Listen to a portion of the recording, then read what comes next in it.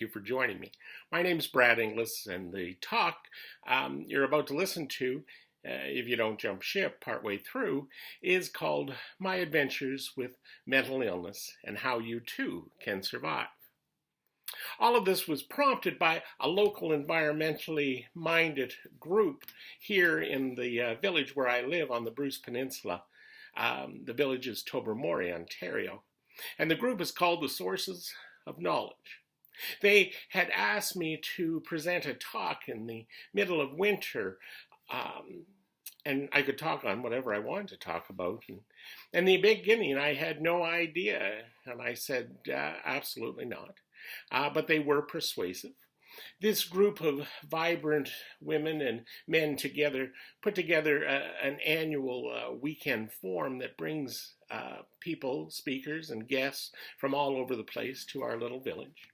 And together they focus on themes that have to do with environmental concerns, climate change, wildlife and community values, life beneath the water, and the list goes on.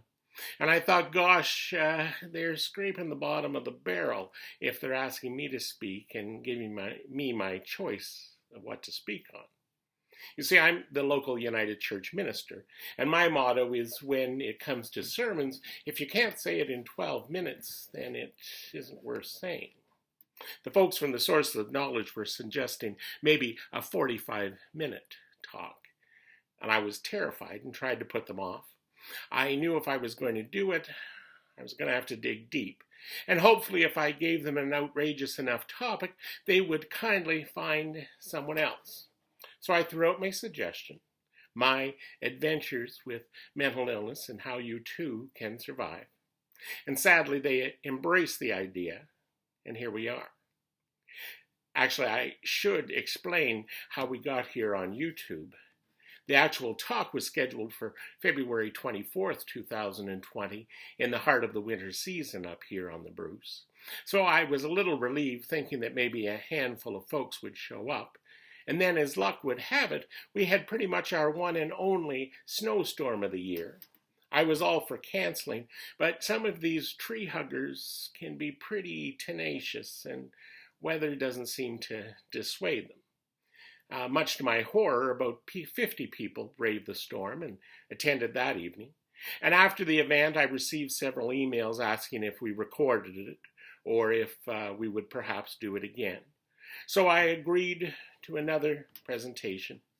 But then COVID-19 hit, and that was canceled. And here we are in the middle of a pandemic. I'm supporting my pandemic beard and long hair. And here I am, and together we'll walk through what I consider my adventure.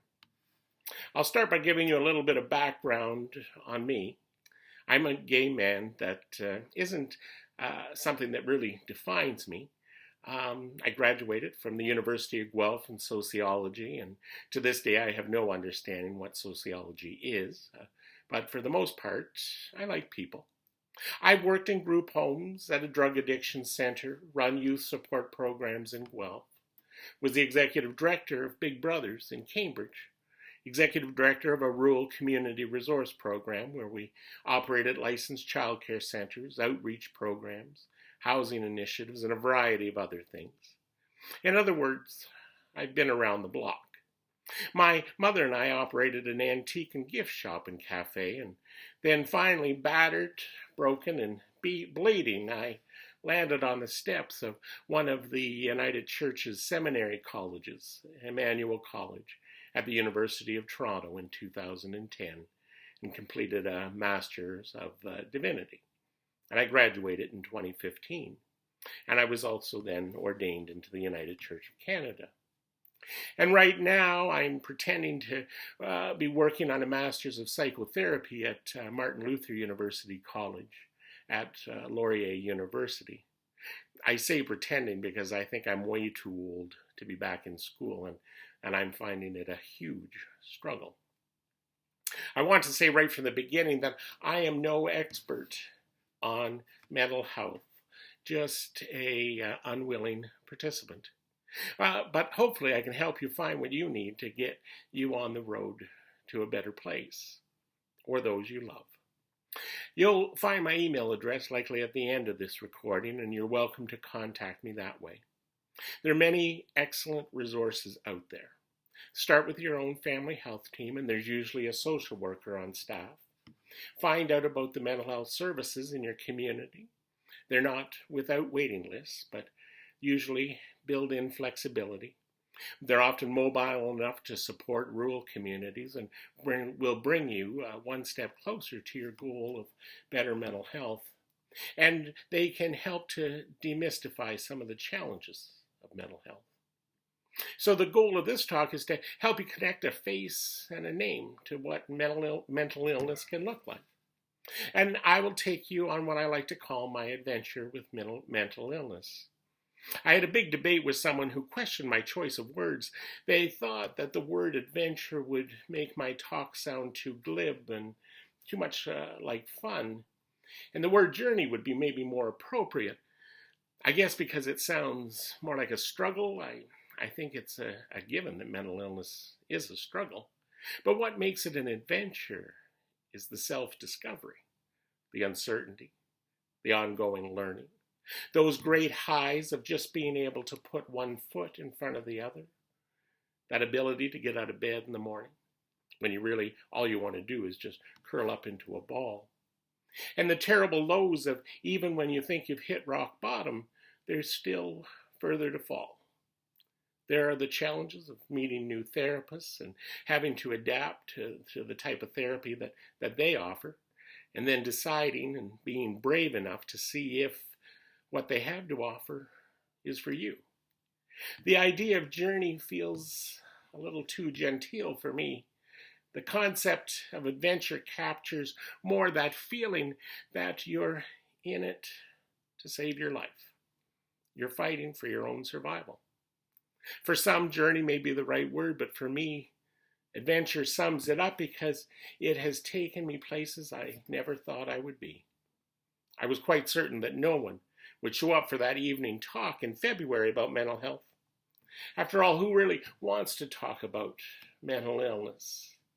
As it is on Sunday morning behind the pulpit, I have to keep little stones to throw at people when I think they're nodding off. I guess what you should also know about me is that I'm a learned extrovert. Relatively shy by nature. I know that's hard to believe, but it's true. I love the idea of being an extrovert.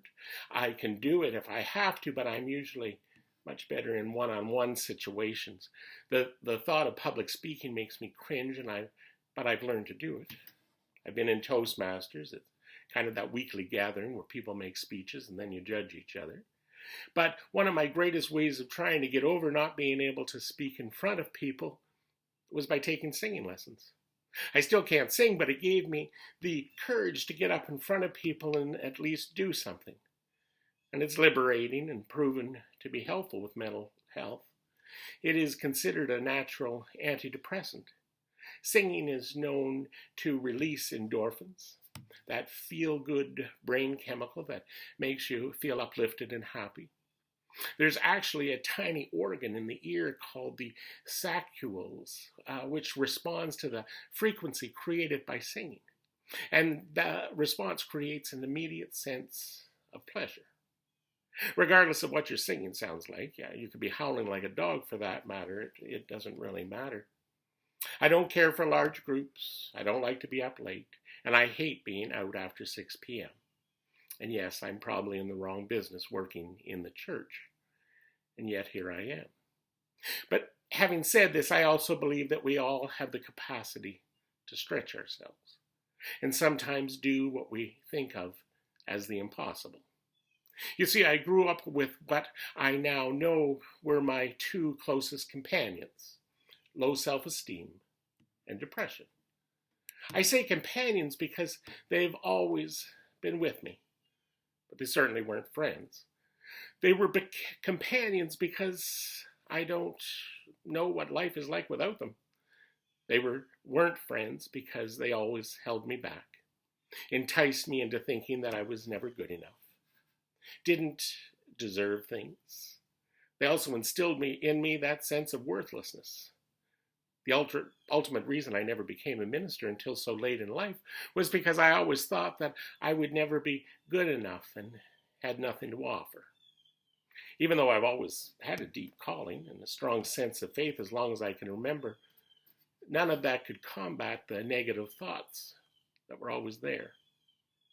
I realized at a pretty young age that I was different. What I came to understand with the help of a doctor in Guelph when I was in my 20s was that I likely have a mild form of Tourette syndrome. When I was a kid, I had all the facial tics, that obsessive need to balance myself out. If you touch your arm on a door jamb when you're walking through, I couldn't settle until I did it to the other one as well. There was constant spitting and swearing and obsession with certain words. In stressful situations, there were involuntary noises, and the list goes on. But what saved me was the teachers. Even when I was a little kid, they thought I was funny. The kids thought I was a freak.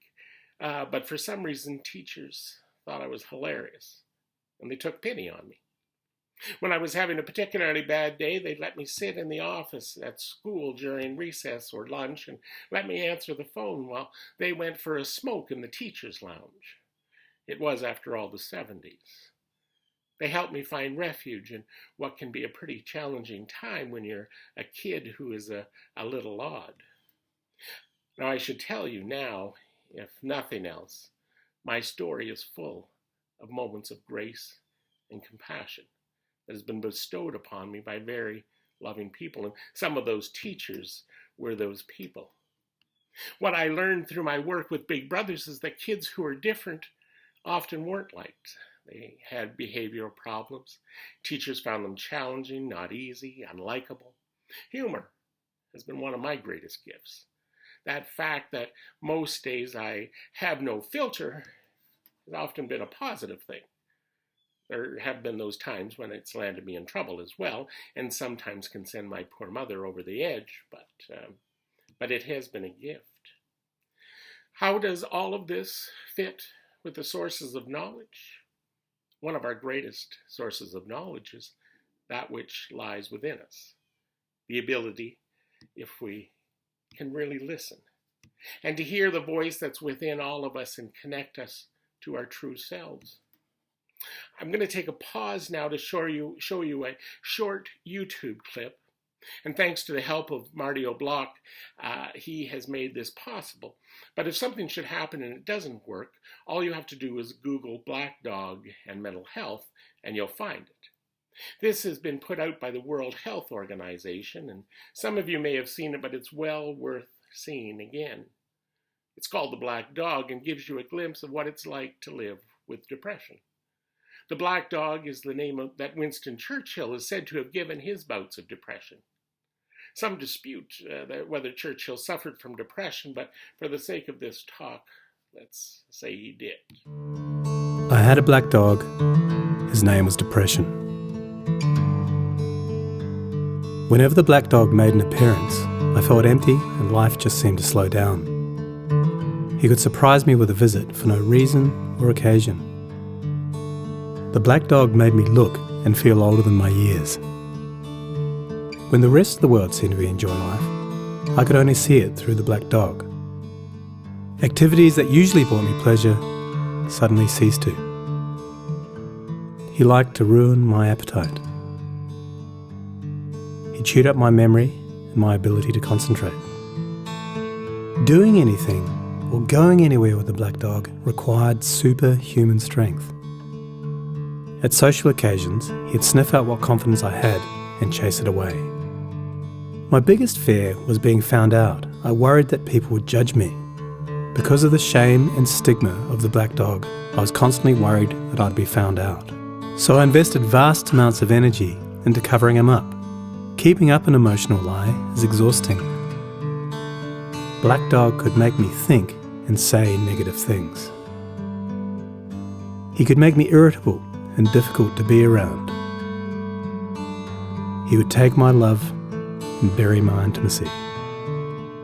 He loved nothing more than to wake me up with highly repetitive and negative thinking. He also liked to remind me how exhausted I was going to be the next day.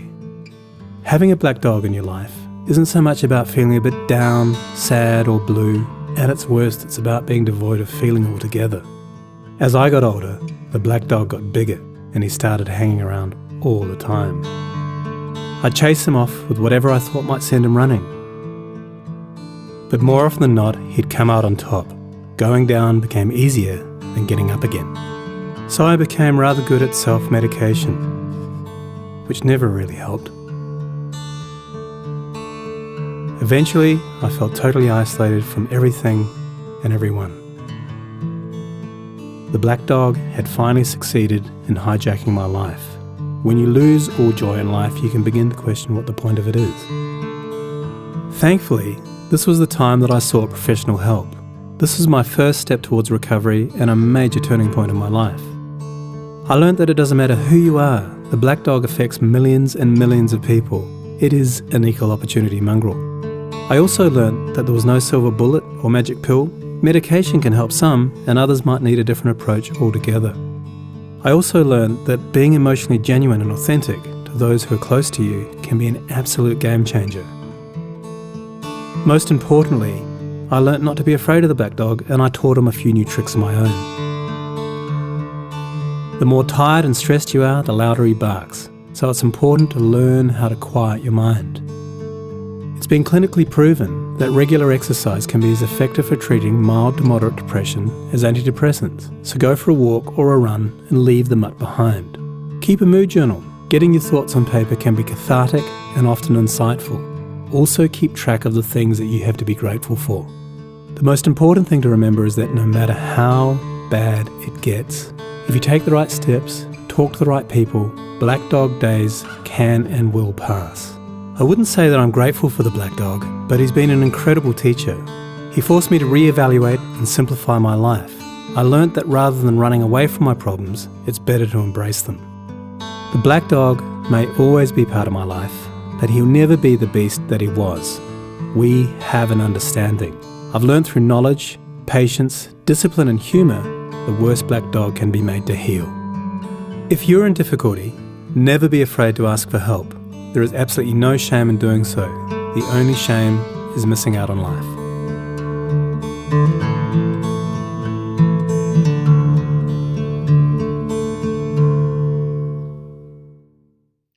When I was a kid, I always had a sense that something wasn't quite right. I would even then have dark days. Even though I was funny, I was terribly insecure. There were days when, after my parents left for work, I would circle back and just stay at home. It was a way of self-preservation. I started seeking out a therapist as soon as I got my first job that I had benefits. Talk therapy. What I learned right off the bat was that therapy was a huge web to be maneuvered, even in the late 80s. What I learned quickly was that not all therapists are the best fit for you. And believe me, I've seen my share of therapists. I've done my time standing in an office, pounding on a bed for 30 minutes with a tennis racket, trying to release my inner angst and bring to the surface the rage that laid within. I've done the men's groups where you spent time screaming at the top of your lungs and trying to reach that inner primitive man that was desperate to get out. Eventually, I got brave enough to talk to our old family doctor, one of the greatest resources I could have had. He was the most obvious person to talk to, but I was too afraid to ask him for help. I thought he just looked after my body, but then I learned that he's also responsible for helping to look after my mind. He put me in touch with a psychiatrist. I was terrified to think things had gone that far. But the reality is he was covered by OHIP, and in those days, which was by then 1991, I could see Dr. Mulder for an hour a week, which is unheard of now. That's right.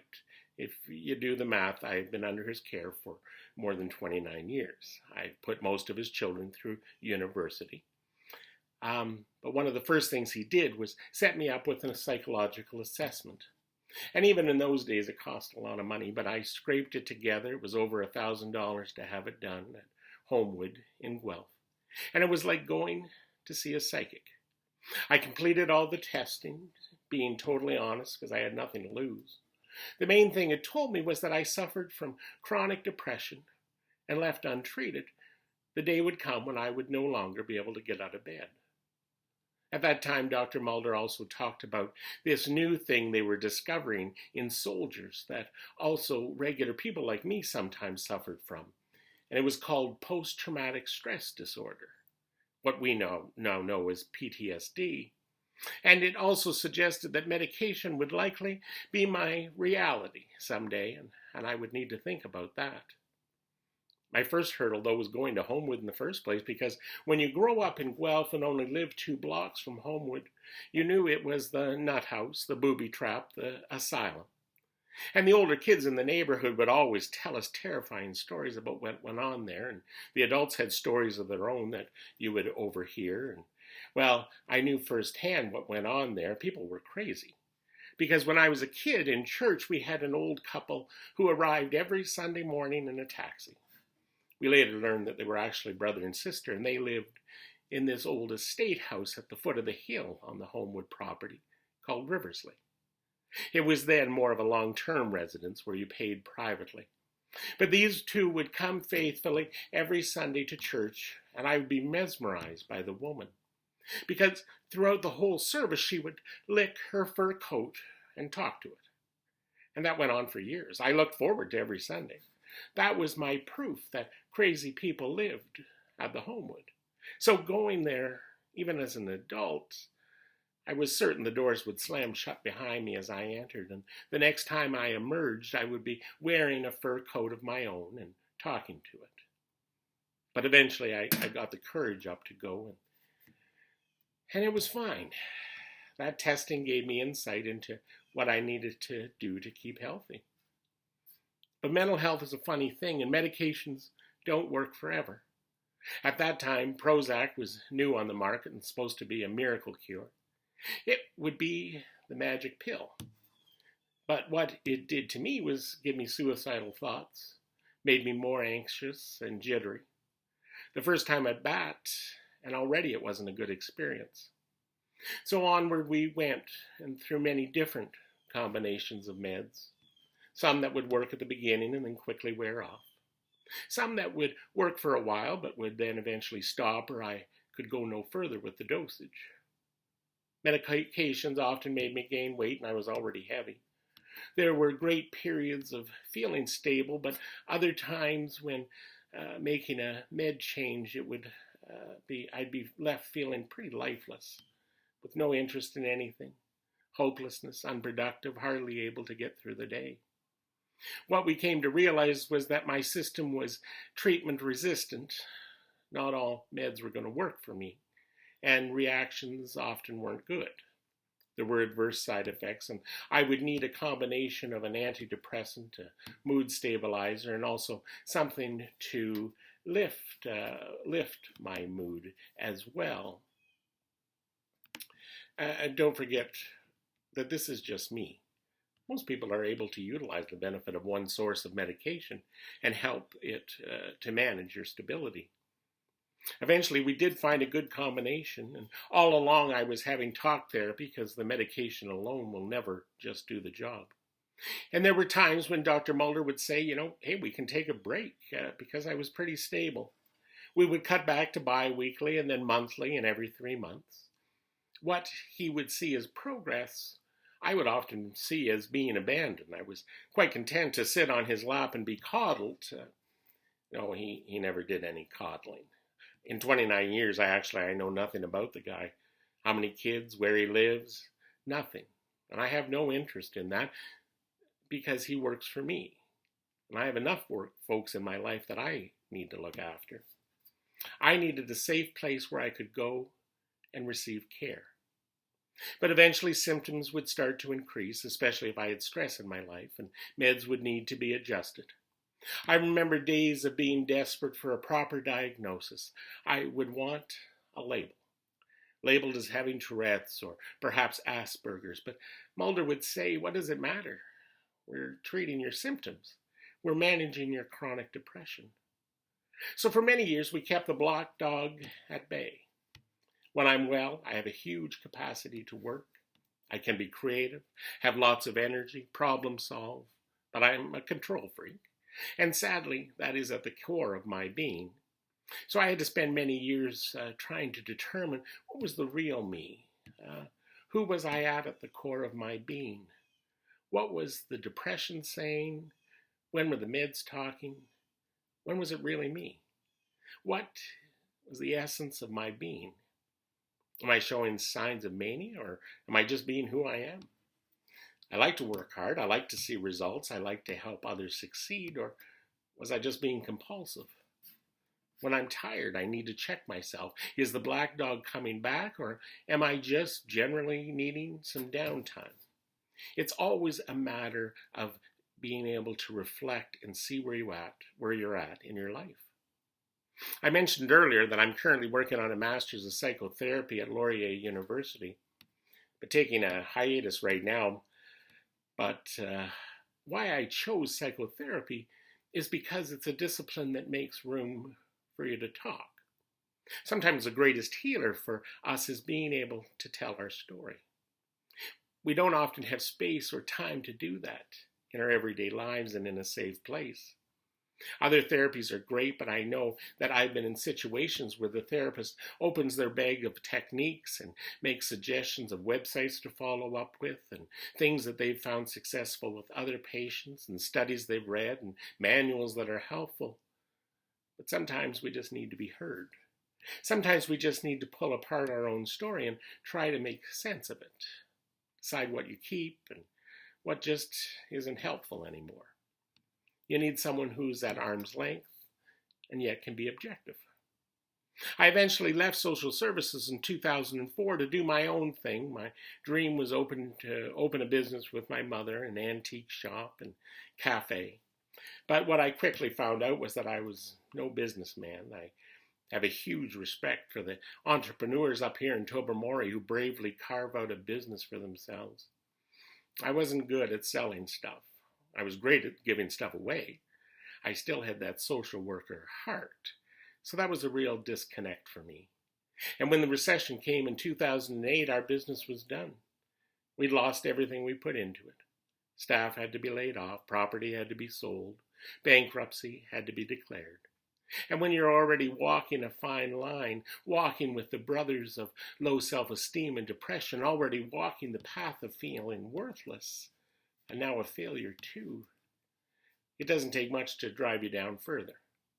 And even with the medication, seeing Mulder again weekly, there was no stopping the slide. Dealing with creditors, not sleeping well, feeling depleted, and the medication not being able to pull me out, it was finally decided that I'd explore ECT, electric convulsive therapy, shock treatment therapy. It was agreed that I would do it as an outpatient at Homewood. It would be bilateral, so on both sides of the brain. Memory loss would be a result. Confusion. But the ultimate goal was to basically jolt the brain back into functioning order by intentionally triggering a brief seizure. I had witnessed the positive results in some people who were given a new lease on life with this therapy. It does work. For some, but not for me. And sadly, it drove me deeper into my depression. It was all quite overwhelming. It meant a trip back to Homewood, but as an outpatient. It meant knowing the administering doctor because he was friends with my mother. All of the nurses I encountered had shopped at my store. It was like old home week. But my anxiety was overwhelming.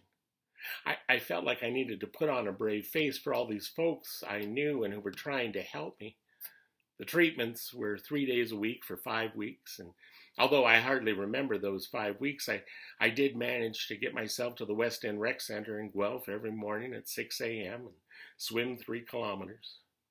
But now what I had time for was to form my exit plan. I began walking 2 parallel lives, wandering through the course of treatment, closing up my apartment because I couldn't afford it any longer, preparing to move home to my mother's, divesting of most of my stuff except for a small locker, storage locker to keep my most precious things in, Folks thought I was being practical. I was getting better. I was receiving treatment, still seeing Dr. Mulder. We had signed an agreement that I would not harm myself, and I had a crisis plan in place that I dutifully carried with me. But by then I'd set my exit date. I knew that my nephews would be out of town visiting their other grandparents. I'd moved to my mother's by then, and on the appointed day when my mother and stepfather left for a ball game, I slipped out and I went to a quiet little motel where I told them I wouldn't need any housekeeping, and I would stay for 2 nights. And I was pretty methodical in the whole process. 150 Tylenol, all of my sleeping pills, 30 of them, that I'd saved up, a handful of other antidepressants that I'd saved over the years, a couple of Gravol with the hopes that I wouldn't get sick and bring everything up, a bottle of gin, and then I hacked away at my wrists with a Swiss Army knife. By now I was grasping. I went to sleep that night at 8 o'clock in the evening, and I woke up the following day at 5 p.m. The room was covered in blood. I was caught, I was godless, and I was afraid. So I panicked, and I took another 150 Tylenol, another handful of saved up antidepressants, and all of the Gravol that was left in the bottle, and I went back to sleep. And I woke up at 10 the next morning. Checkout time was 11, and I still literally hadn't checked out. By this point, I was crying and feeling foolish. I finally called a friend who started to scream into the phone, demanding to know where I was. I hung up because I thought she was crazy. She called me back. You see, what I lost sight of in the depth of my depression was that I had anyone who cared for me. I didn't realize that people would even be looking for me. I felt totally alone. All awareness by then was gone. You see, when the bottom falls out, you lose sight of all that is around you. Suddenly it doesn't feel like you have any friends or supports and that you're completely alone. You lose sight of who you are. Now, to make matters worse, everyone was going to know that I was a fraud, a phony, and a failure once again. In my usual control freak fashion, I managed to crawl to my suitcase and get out a clean bathrobe and put it on, and I laid down on top of the clean bed and waited for all of the people to arrive. 2 ambulances, one from Fergus, one from Guelph, fire trucks, and of course my friends flying through the door. And their first words were, "Did you put on a clean robe?" I said to my friend Vivian, "I think I'm doomed to be wearing a fur coat that I will lick and talk to for the rest of my life." By then, I had given it up. I knew what the drill would be. Hospital under supervision, formed so that I wouldn't have the choice to leave. A 3-minute cab ride across the street to the general hospital, from the general hospital in Guelph to Homewood. What I wasn't prepared for, though, was the workings of this little wellness factory that I was entering into. This place that had frightened me so much as a little kid, and yet, once again, I was back there to be put together again. I gave myself up totally to the treatment. Between being in the hospital for 9 weeks and outpatient therapy, I was 11 weeks in total with Homewood as they tried to piece me back together. During my first week there, a woman I knew from high school committed suicide. I told my psychiatrist about that, and he asked how that made me feel, and I said, well, it made me feel really stupid. That woman was as dumb as a stump, and yet she managed to kill herself, and here I still am. I was formed for another 72 hours. Those were bitter days for me. Totally devastated that I was still alive. Embarrassed because I would see colleagues in the halls who I had worked with, and they would see my bracelet.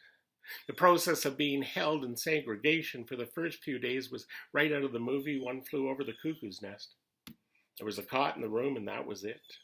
One big man, who was obviously suffering from some sort of psychosis, slept in the doorway, moaning all night, in my doorway. And I wasn't allowed to shut the door because, of course, I was at risk. There were folks there with profound illness, and it made me realize that I was sick too. But it didn't last long, and soon I moved to the next ward, and it proceeded from there, and I had to relearn all of the things that I'd lost sight of.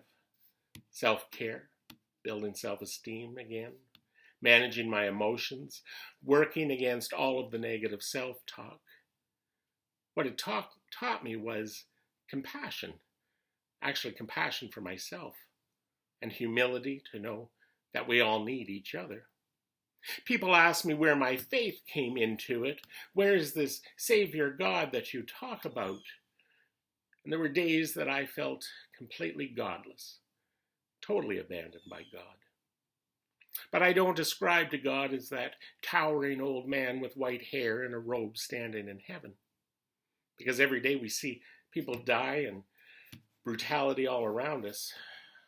I also don't believe in a God that necessarily cures, but I do believe in a healing God. And that's what eventually brought back my faith, brought it back around. That mercy and healing that I received through friends and family and all of the support services and counseling and the Homewood staff itself. I hope that the staff know what a difference they make in a facility like that. I was also grateful for every therapist I'd ever met.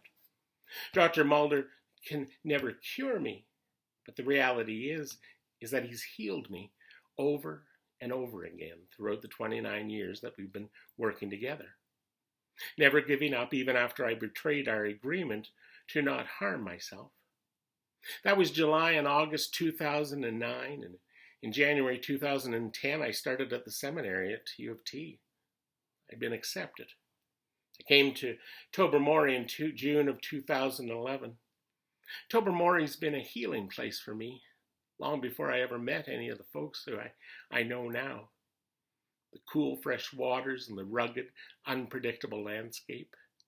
It always has suited me well. Folks, I don't do this for you to feel sorry for me or to think that I'm some champion. We all have our struggles. Some of mine have been intense. I will have to manage my mental illness for the rest of my life, and who knows what it'll look like as I age. Last summer and fall, I had a huge bout of depression. I could hardly function. By the time Christmas came, I was done.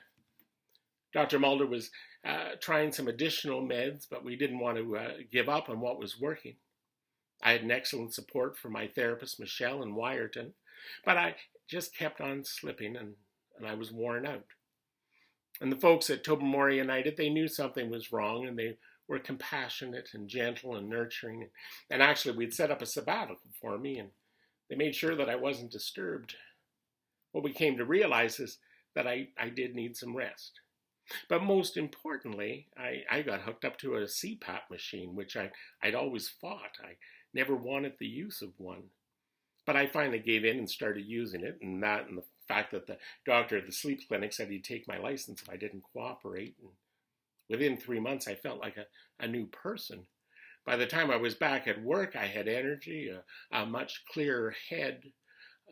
I felt like I'd found my true self again. My creativity was back. But the important thing was that it wasn't just Dr. Mulder, it wasn't just the meds. It was another component that I needed to add to my life, and that CPAP machine has been life-giving. I have to continually check myself with Michelle to make sure that I'm not manic. I have so much energy now. The message is, though, you can't give up. You have to be open to the resources that are around you, the folks that are around you. You have to be clear with your doctor and share where you're at and do some of your own exploring to find out what services are available for you. If you need transportation, it'll be found. Don't be afraid. And make sure that you have a voice. Not all therapists will be for you. I met one woman in Owen Sound who worked in the hospital system but retired, was highly thought of, and now she was setting up a practice in her own home. She was a registered therapist. But when I met her house was full of animals. It was filthy. The office she created, where we met, was fine. But it was clear to me that she was crazier than a shithouse rat. I only saw her a few times, but do you know what? In one session, she asked me, "Where do you get your sense of hospitality?" And I didn't know. It sure isn't from my mother, because she's a princess and she's not hospitable at all. But I did some writing and I did some homework, and I realized that I got it from my dad. He and I weren't close. He left when I was about 11. He had another family. But when I was about 7 and 8 and 9, I got to go with my dad on Saturday mornings. He owned a taxi cab. And I would open the cab doors for little old ladies and help them carry their groceries to the door. My dad was the king of hospitality. Anytime my friends needed a ride home from the bar, they would call the old man. And whether he was working or not, he'd always pick them up. I still fired that crazy therapist, but she gave me a wonderful gift. Long after the old man had died, and here I felt like I got this beautiful gift from him. I learned my hospitality from him. It doesn't matter if therapy doesn't always work out the way you hope and plan, but you need to take from it what you can. Every experience is a learning opportunity. Every experience teaches us something.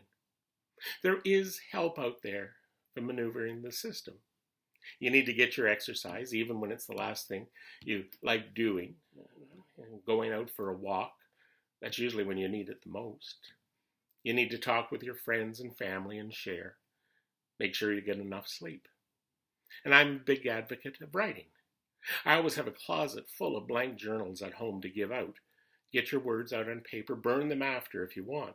But see what they're like when you read them back to yourself. Do you recognize yourself? I don't know if any of this has been helpful, but we have to remember that we're not alone. There's no shame in reaching out. None of it is easy, and it really is an adventure. One thing I'll leave you with is that I have this little tattoo on my wrist that Josh from the tattoo place up here in Tobermory was kind enough to give me a few years back. And it's a semicolon. And it reflects the semicolon campaign started by Amy Bluell in 2013. And what it means is that my life didn't stop there. There was no period. And for me, it kept on going. Sadly, Amy did eventually commit suicide, but she also gave many people like me hope. The whole thing behind this talk is the reminder that none of us are perfect. We each have our own challenges, and none of us really know what's going on in the background in the lives of others. So we have to be gentle with each other. My experiences have taught me compassion and love, and even on a good day, acceptance. Richard Bach writes, "Bad things are not the worst things that can happen to us. Nothing is the worst thing that can happen to us. Life is an adventure. Just do what you need to do to keep moving in the right direction. Remember that help is there. Your life doesn't have to be over just because mental illness is a part of it. I remember my mother once saying that mental illness certainly doesn't run in our family. And I thought, for the love of God, Mother, we're all crazier than my paternal grandmother was institutionalized at about 23 years old after having 2 children. And she lived in an institution until she died when she was in her 70s. Her husband hung himself in the attic of the house. We all have struggles in our lives to varying degrees. We just have to own them and work on them, and that's our job. And I thank you for hearing my story. If all goes well, the end of this talk will be followed up by a song from the movie Dear Evan Hansen. And now, since I've heard it, I've included it in this presentation for you to listen to, and it's certainly my anthem, and I hope the anthem for many other people who feel lost. Have you ever felt like nobody was there? Have you ever felt forgotten in the middle of nowhere? Have you ever felt like you could disappear? Like you could fall and no one would hear?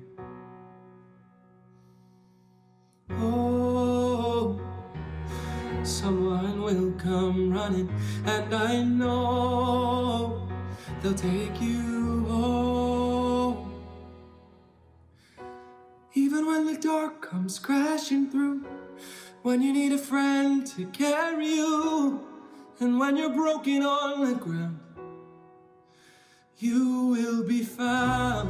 So let the sun come streaming in, 'cause you'll reach up and you'll rise again. Lift your head and look around. You will be found. You will be found. You will be found. You will be found. You will be found.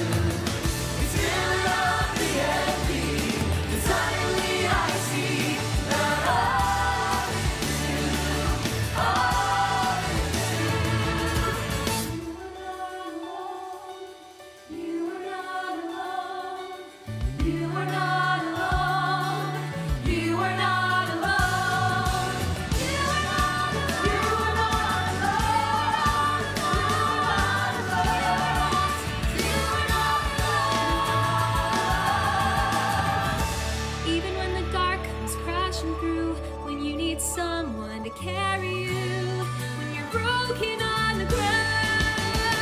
You will be found. So let the sun come streaming in, 'cause you'll reach up and you'll rise again.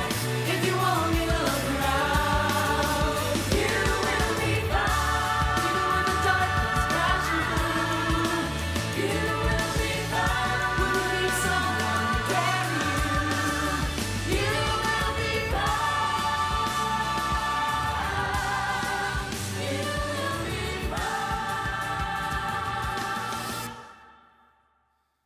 You will be found.